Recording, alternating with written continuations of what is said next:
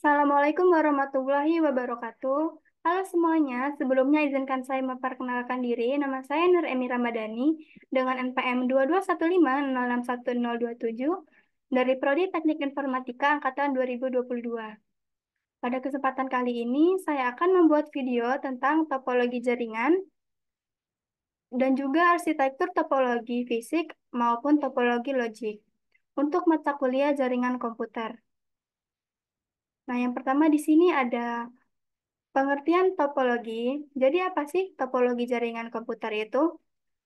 Jadi, topologi jaringan komputer adalah metode atau cara yang digunakan untuk menghubungkan dua komputer atau lebih, baik dengan menggunakan kabel seperti UTP dan fiber optik maupun tanpa kabel, yaitu nirkabel, seperti media transmisi. Topologi jaringan mengatur susunan fisik dan logis dari node dan koneksi dalam jaringan, di mana node merupakan perangkat seperti switch yang terhubung satu sama lain melalui link.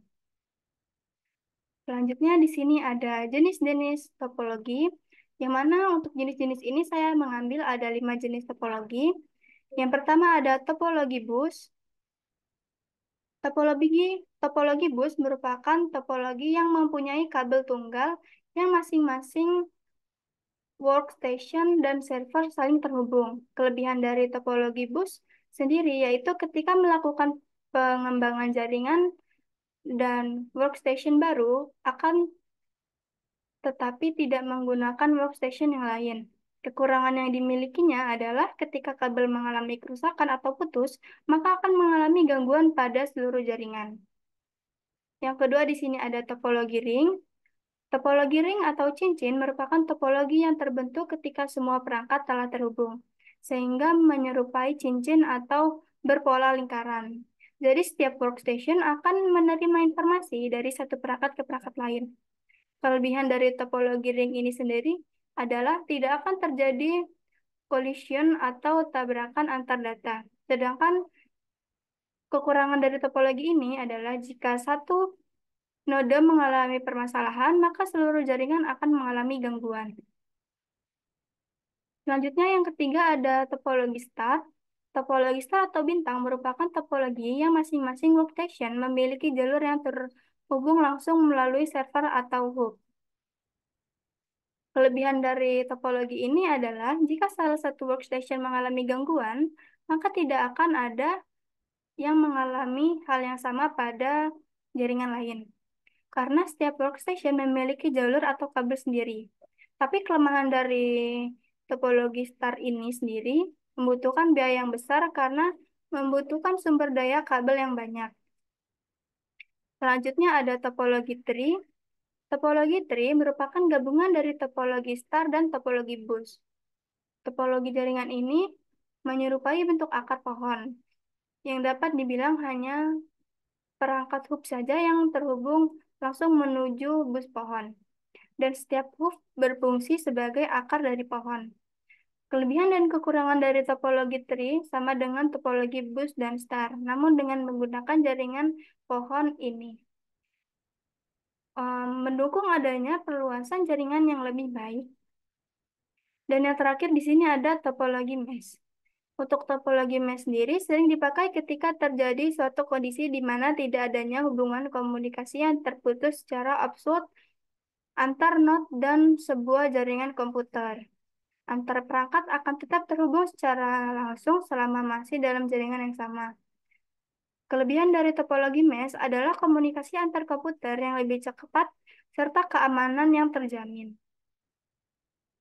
Untuk kekurangan dari topologi mesh ini sendiri memerlukan biaya yang lebih besar dalam penyediaan kabel.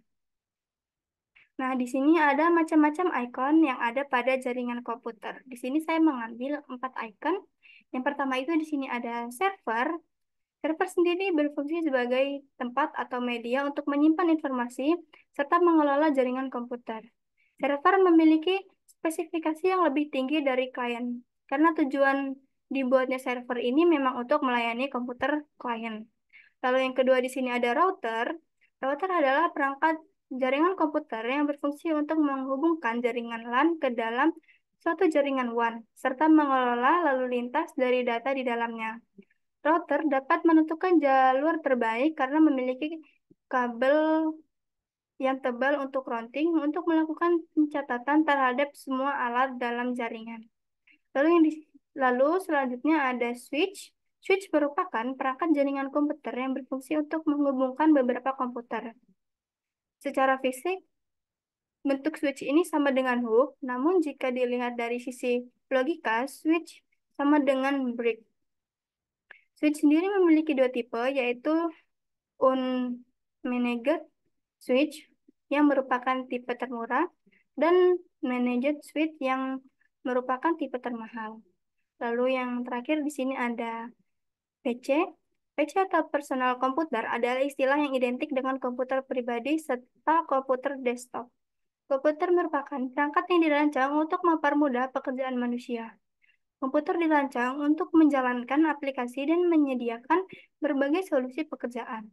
Bahkan saat ini, komputer menjadi kebutuhan esensial sehari-hari. Nah, kita masuk ke contohnya. Untuk contoh arsitektur topologi fisik atau topologi logik, di sini saya mengambil dari jurnal, yaitu jurnal dari Fakultas Ilmu Komputer Universitas Bina Dharma yang membahas tentang PT PLN UP3 di Palembang. Pada skema jaringan tersebut dilihat bahwa setiap server diletakkan pada setiap lantai pada gedung dan begitu juga dengan router sebagai pusat terhubungnya jaringan dengan Internet Service Provider atau ISP. Untuk ISP pada PLN menggunakan icon plus sebagai penyedia jasa untuk internetnya, mengingat Icon Plus merupakan anak perusahaan dari PT PLN Persero.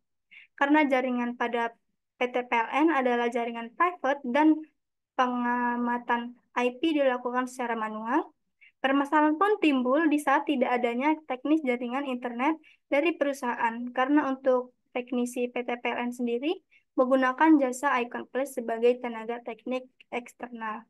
Maka dari itu, di saat terjadi gangguan pada jaringan, pekerjaan pun harus terpaksa dihentikan karena pekerjaan sebuah pegawai terhubung dengan database server. Maka terjadilah yang namanya mati lampu. Jadi itu tadi penjelasan tentang topologi jaringan komputer serta contoh arsitektur topologi yang saya dapat. Semoga bermanfaat. Lebih dan kurangnya saya mohon maaf. Jika ada salah kata saya mohon maaf. Saya akhiri. Wassalamualaikum warahmatullahi wabarakatuh.